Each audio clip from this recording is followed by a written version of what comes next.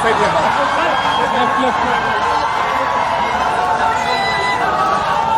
I request you that. You can you stop me. I'm physically stop me. I have no problem. Yeah, Masood ji. Hello, brother. Hello. You stop me.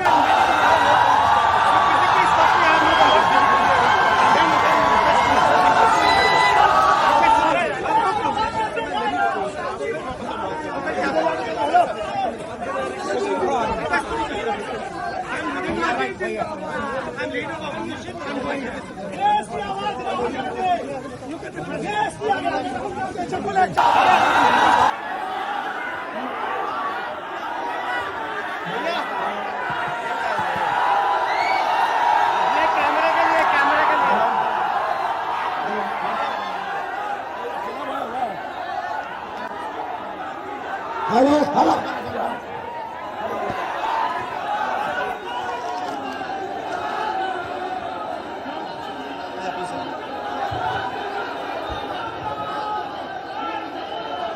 आप यहीं रहिए, यहीं रहिए,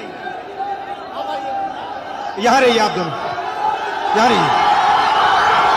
नमस्कार, एक second शांत हो जाए। अब सबसे पहले मैं आप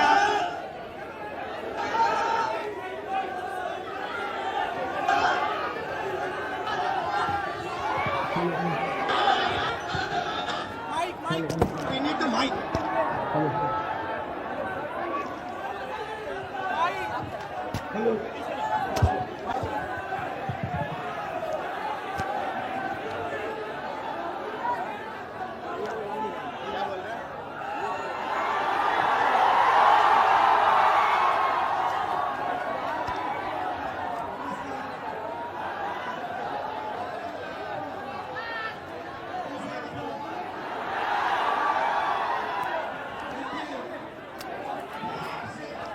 आप लोग सब लोग जाइए, इसके साथ में ऑफिशियल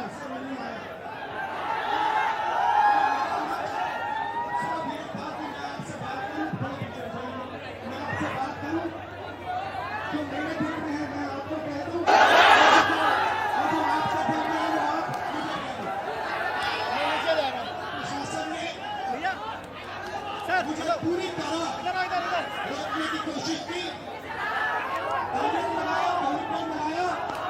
और मैं पीछे के रास्ते से आपके यहां आ गया। देखिए,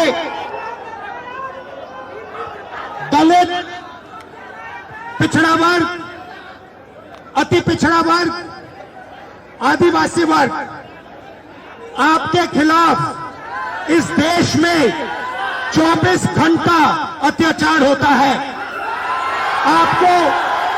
आपको दबाया जाता है, आपको शिक्षा के सिस्टम में रोका जाता है, आपके खिलाफ पेपर लीक किया जाता है और आपके करियर को रोकने के लिए, खत्म करने के लिए किया जाता है। हमने 3 मांगे की हैं। सबसे पहले जाति जनगणना, सही तरीके का जाति जनगणना जो हमने तेलंगाना में किया। दूसरी बात,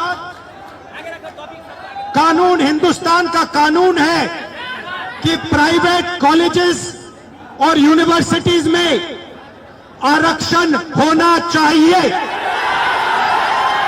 और ना नरेंद्र मोदी, ना बिहार की सरकार उस कानून को लागू कर रही है।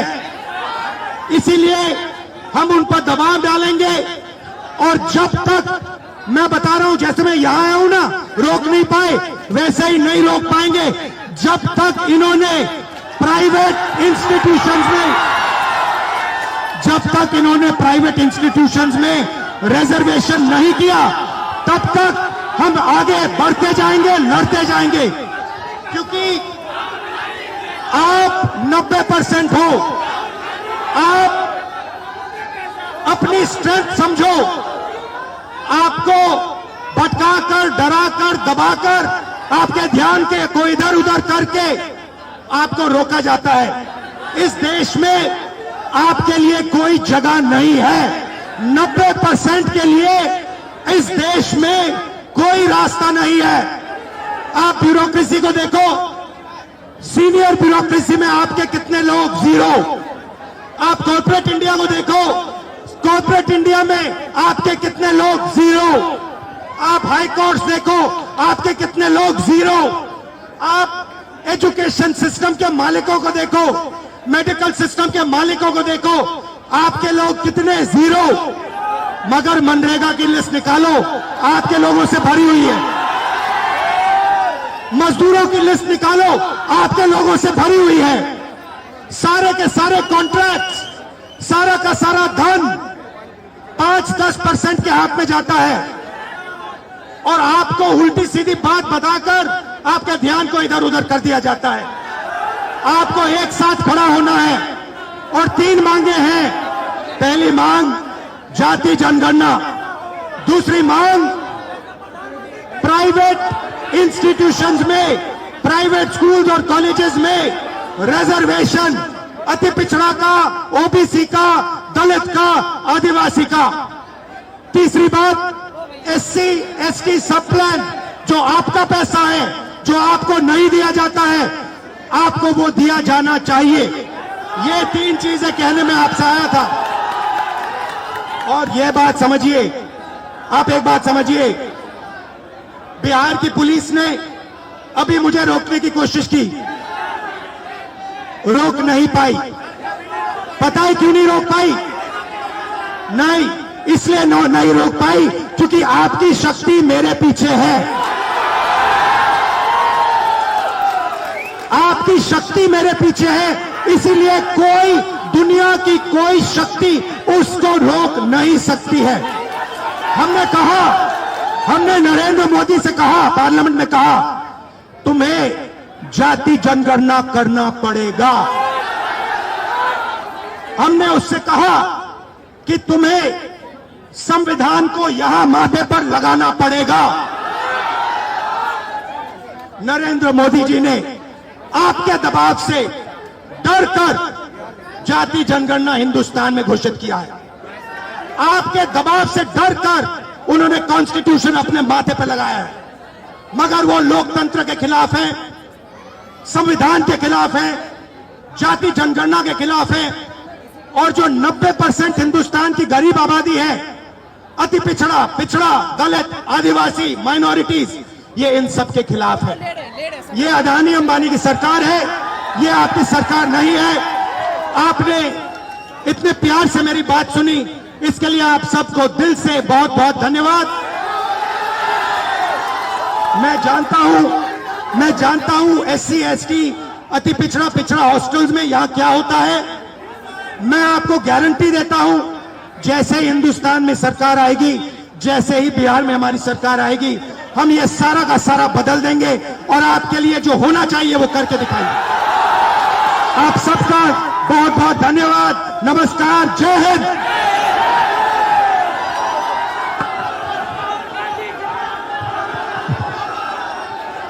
जय भीम, जय भीम, जय भीम।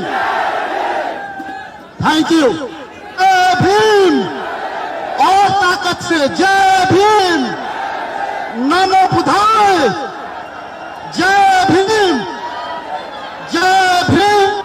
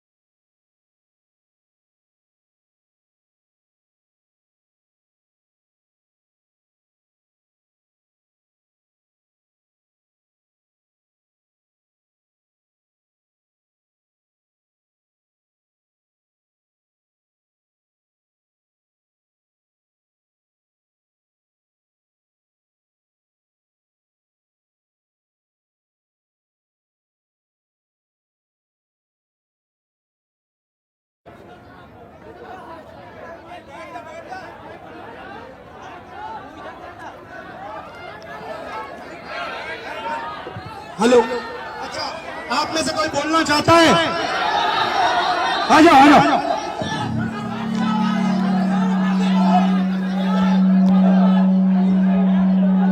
आपका नाम? प्रदीप सर, प्रदीप। यहाँ पे आपके हॉस्टल में क्या हालत है, थोड़ा बताइए मुझे। सर हॉस्टल की हालत बहुत खराब है, हॉस्टल की हालत बहुत दयनीय है। हम लोग बहुत बुरी स्थिति में रहते हैं सर। यहाँ की जो प्रशासन है उसके द्वारा बीच बीच में मानसिक प्रताड़ना दी जाती है हॉस्टल को खाली करवाकर। सर आपसे बहुत उम्मीद है, आपसे उम्मीद इसलिए है कि आप नेता प्रतिपक्ष है और आप हमारे देश के अगले यशस्वी प्रधानमंत्री है सर, तो आपसे बहुत उम्मीद है सर। आपसे उम्मीद कीजिए। आपके साइड से, आप सबके साइड से लोकसभा में मैं कौन सा मुद्दा उठाऊं?